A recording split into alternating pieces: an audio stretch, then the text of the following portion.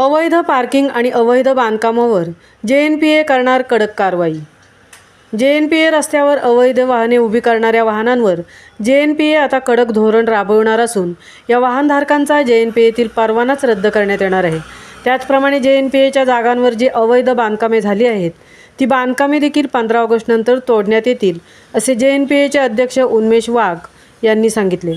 पत्रकारांशी संवाद साधताना उन्मेष वाघ यांनी JNPA परिसरात पार्किंगची व्यवस्था असताना देखील काही वाहने जाणून-बुजून रस्त्यावर उभी करण्यात येतात. त्यामुळे वाहतुकीला अडथळा येतो आणि JNPAची प्रतिमा मलिन होते. JNPAने नव्याने अनेक सुसज्ज रस्ते बनवले आहेत. त्यामुळे वाहतूक कोंडीची समस्या कायमची दूर झाली आहे. JNPAने अवजड वाहने पार्क करण्यासाठी मोठमोठाले पार्किंग बनवले आहेत आणि त्या पार्किंगमध्ये सगळ्या सुविधा असताना देखील काही वाहनचालक रस्त्यावर वाहने उभी करत आहेत.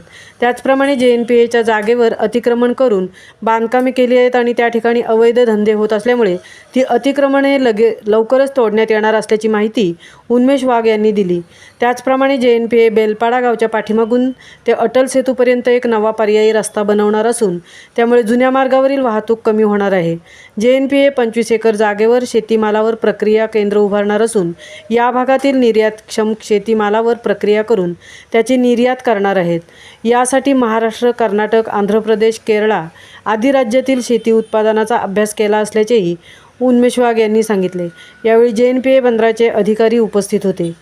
महामुंबईसह अनंत नारंगीकर, उरण. आपण कृपा करून आमचे लोक किंवा आम्ही तर सतत तुम्हाला कधीही उपलब्ध असतो. मग ती अंबिका असेल, कुलकर्णी असेल, CMT असतील, ती न्यूज एकदा छापताना तुम्ही कृपा करून आम्हाला विचारत जा.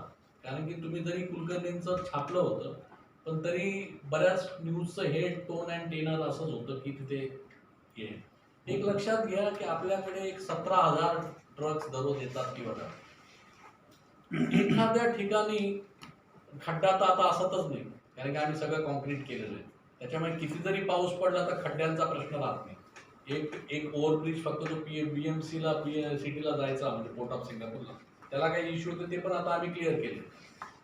त्याच्यामुळे खड्ड्यांमुळे खोळंबा झाला असा आता JNPA मध्ये आता मागच्या 2 वर्षात नाही झाला.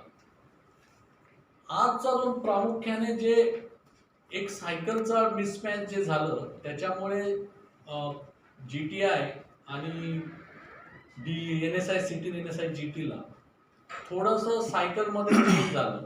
त्याच्यामुळे ते ट्रक्सवाल्यांना ॲडजस्ट करायला थोडा प्रॉब्लेम आल्यामुळे 3-4 तासांचा सायकलमध्ये मिसमॅच होतो.